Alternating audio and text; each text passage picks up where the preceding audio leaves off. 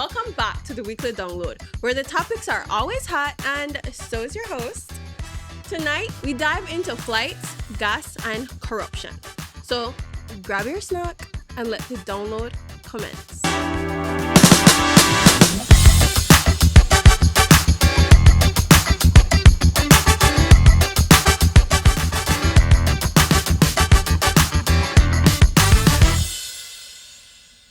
Fuel prices are high. And one politician said, you know what? Don't worry about it, sweetheart. Edward Broster offered drivers $2 off per gallon up to 10 gallons. Now listen, that's not a policy. That's a flash sale. Anyways, it's giving Black Friday, but for fuel. My hot take? That's what standard bearers are for, standing on business. Fuel prices are insane right now. I'm genuinely eager to see the Statistical Institute's inflation report for this year. This initiative directly helps people for a few miles home or running errands. But this subsidy is only available to his constituents. Don't get too happy, because ask yourself, who are these good supporters funding this? That's suspicious. Because when politics start sounding like a pop-up special and nobody wants their name or logo anywhere near it, then that's a bit weird. Still, if you see me in that line on Friday, mind your business. I'm doing it for the economy. So, Spirit Airlines has officially shut down operations.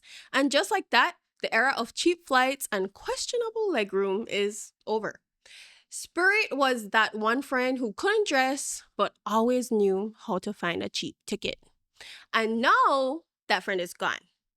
Tourism officials are already warning prices could go up. And budget travelers, they might just zoom right past Belize like it's out their league. Belize is already the second most expensive country in Central America. Why are we fighting for a spot that nobody wants, besties?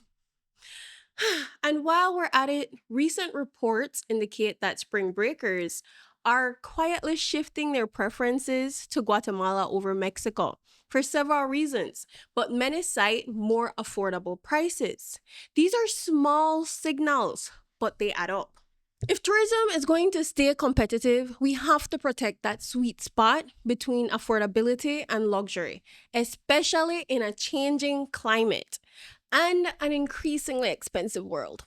And beyond tourism, we need to start thinking bigger, not just surviving on visitors, but building other industries that carry us forward, and preferably not by selling pieces of the chicken bowl for a data center. That's just my hot take. Municipal elections are around the corner, and with the state of the world, it has me thinking, are governments actually restructuring the economy for the long term? Or are we just watching a very polished cycle of crisis management until the next election? There are entire fields of political science built around this question.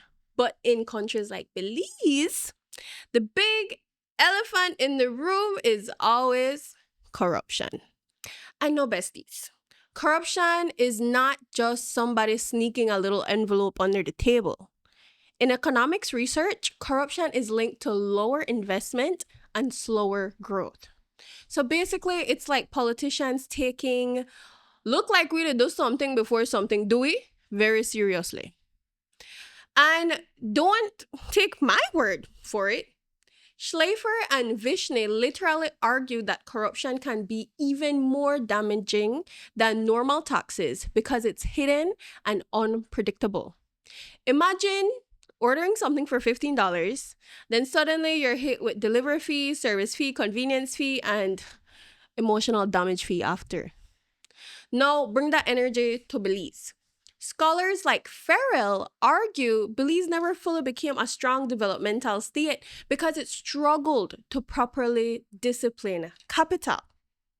And then Duffy introduces what she calls the shadow players of Belize. And no, it's not a new basketball team.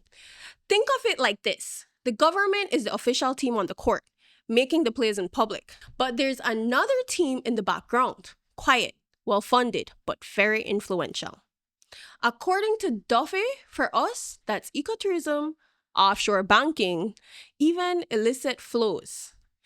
They don't hold office, but they still influence how the game is played. That's what scholars call a shadow state, which is a system where official power shares space with players you never voted for and barely ever see. So when politics and private interests start looking a little too cozy, that's a big governance problem. And it explains why long-term reform keeps getting stuck. Because if leadership is consistently shaping governance around short-term survival instead of long-term transformation, then the country stays in reaction mode, not rebuild mode. So besties, I gotta ask you, what do you think is holding Belize back more right now? Leadership or systems? Let me know. Well, besties, there you have it. Spirit Airlines memes will be something that separates us from Gen Alpha. And a gas subsidy is great, but we still gotta check the shadows for motives because corruption is bigger than calling your local radio. Until next time, besties, stay curious and ask all the big questions. Download complete.